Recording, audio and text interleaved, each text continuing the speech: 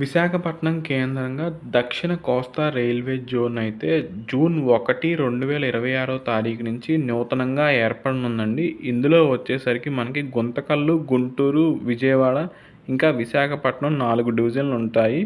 ఈ ఇది ఇక్కడైతే వాల్తేరు డివిజన్ని విశాఖపట్నం డివిజన్తో అయితే రీప్లేస్ చేశారు.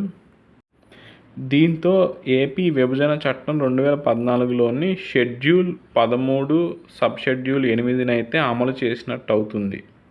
రీసెంట్గా 5 రాష్ట్రాల్లో ఎన్నికలు జరిగాయండి. వెస్ట్ బెంగాల్లో మొత్తం 293 స్థానాలకు జరిగిన ఎన్నికల్లో బీజేపీ అయితే 207 స్థానాలు గెలిచి అత్యధిక మెజారిటీ ఉన్న పార్టీగా నిలిచింది. ఇంకా తృణమూల్ అయితే 80 స్థానాలను గెలిచింది.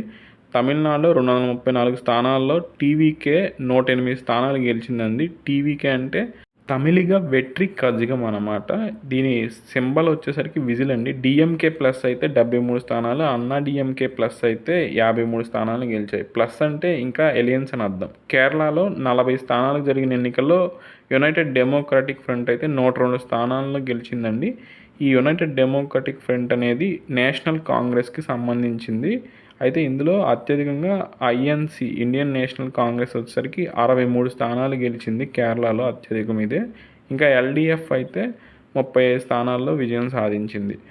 అస్సాంలో వచ్చేసరికి మొత్తం 126 స్థానాలు ఉన్నాయండి. ఇందులో బీజేపీ ప్లస్ 102 స్థానాల్లో గెలిచింది. అయితే ఇందులో మొత్తం బీజేపీ అయితే 82 స్థానాలు గెలిచి అత్యధిక మెజారిటీ ఉన్న పార్టీగా నిలిచింది. పుదుచ్చేరిలో 30 స్థానాలకు జరిగిన ఎన్నికల్లో నేషనల్ డెమోక్రటిక్ ఎలియన్స్ 18 స్థానాల్లో గెలిచింది. అయితే ఎన్డీఏ అనేది బీజేపీకి సంబంధించింది. అయితే ఇందులో ఏఐఎన్ఆర్సీ పార్టీ 12 స్థానాలు గెలిచి పుదుచ్చేరిలో అత్యధిక స్థానాలు గెలిచిన పార్టీగా అయితే నిలిచిందండి. అయితే వెస్ట్ బెంగాల్లో మమతా బెనర్జీ గారు అయితే సీఎం పదవికి రాజీనామా చేయనున్నారు. ఇలా చేయని పక్షంలో గవర్నర్ అధికార పార్టీని మెజారిటీ నిరూపించుకోవాలని అడుగుతారండి. ఇలా మెజారిటీ కోల్పోయినప్పుడు గవర్నమెంట్ అయితే దిగిపోతుంది. లేదంటే ఆర్టికల్ 164(1) ప్రకారం గవర్నర్ బర్తరఫ్ చేస్తారు.